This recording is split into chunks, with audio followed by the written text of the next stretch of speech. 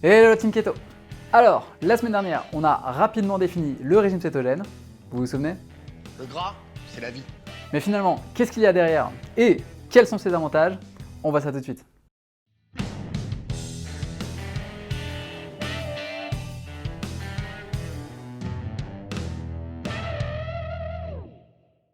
Dans une alimentation normale, à fort rapport en glucides, ces derniers vont être traités et assimilés par l'organisme qui va stocker sous forme de graisse tout le surplus non nécessaire à son bon fonctionnement. On a donc un apport de glucides exogènes qui va être transformé en lipides endogènes sous la forme de triglycérides.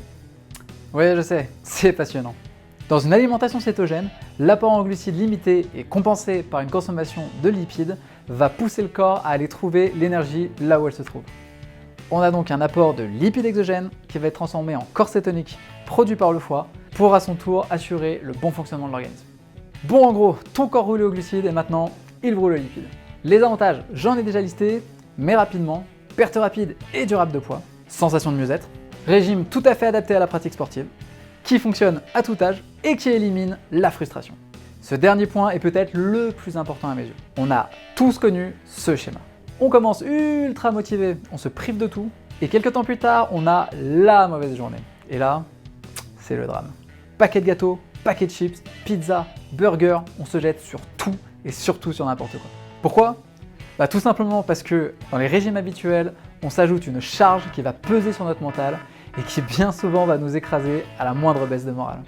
Avec le keto, après un temps d'adaptation, cette charge disparaît.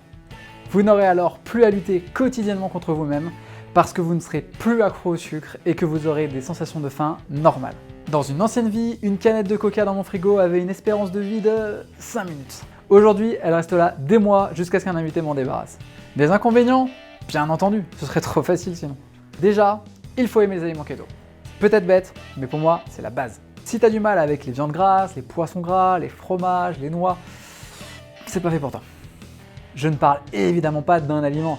Moi-même, je mange pas de poisson, j'ai un de mes clients qui est allergique aux avocats, un autre qui supporte pas les noix, etc., etc. Mais voilà, d'après moi, il faut continuer à se faire plaisir pour que ça tienne. Si cette alimentation me convient, c'est parce que je me régale. Bacon, confit de canard, des plats qui baignent dans la sauce, les fromages à tout va, les salades hyper gourmandes, bref, le bonheur. Un autre petit inconvénient, c'est que l'alimentation cétogène est un petit peu plus chère. En un mot, les bonnes graisses, c'est pas donné. Surtout comparé à du riz et des pâtes. Mais bon, on n'a rien sans rien. Et ça coûtera toujours moins cher que les embêtements provoqués par le surpoids et l'obésité. La santé n'a pas de prix, mais le médecin oui. Et enfin, le régime cétogène sous sa forme stricte est contraignant car il demande des connaissances poussées et un suivi particulièrement méticuleux. C'est pour ça que j'ai créé mon propre programme de coaching en alimentation cétogène qui permet d'avoir des résultats similaires mais avec moins de contraintes à respecter. Ça t'intéresse? Contacte-moi, mes coordonnées sont juste en dessous de cette vidéo dans la description.